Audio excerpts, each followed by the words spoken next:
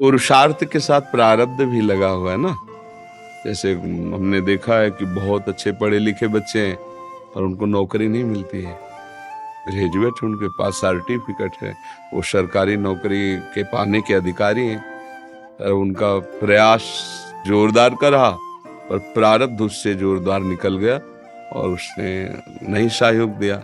क्योंकि दोनों के सहयोग का देखा गया है।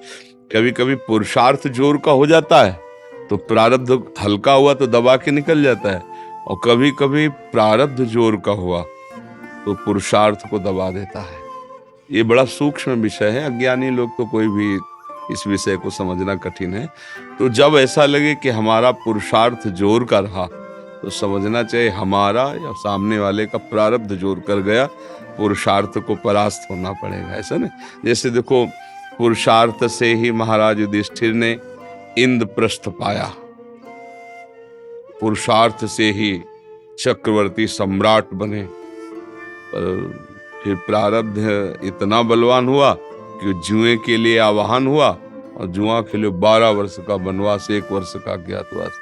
अब उनके पुरुषार्थ में तो कमी नहीं। गांडीव धनुर्धारी अर्जुन, अपार बलशाली भीम, साक्षात धर्म का अवतार युधिष्ठिर जी, अश्वनी कुमार के पुत्र नकुल सहदेव जी, ये तो पुरुषार्थ स्वरूप हैं, जो चाहे कर सकते हैं। और किया, अकेले गांडीव लेकर के पूरी पृथ्वी पर विजय प्राप्त की, तभी तो राजस्व यज्ञ किया।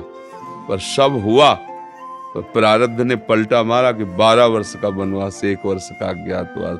तो कभी कभी बड़े बड़े पुरुषार्थ करने वालों को भी पूर्व का प्रारब्ध परास्त कर देता है।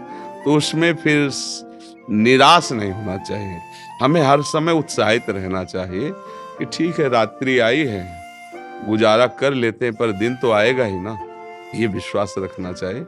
आज हार हो गई, बार बार हार तो फिर पांडव कोई ऐसा नहीं किए कि हाथ पे हाथ धर के बैठ गए हो, फिर और दिव्यास्त्रों का प्रयास किया। देखो भगवान शंकर से, देवराज इंद्र से, देखते हैं कैसे। और अंतिम में हस्तिनापुर चक्रवर्ती सम्राट पर महाराज युधिष्ठिर ये ना, आप पुरुषार्थ जोर कर गया, प्रारब्ध की धज्जियां उड़ा दी। तो कभी कभी प्रारब्ध बड़े बड़ों को भी परास्त करता है, बड़े बड़ों को परास्त करता है।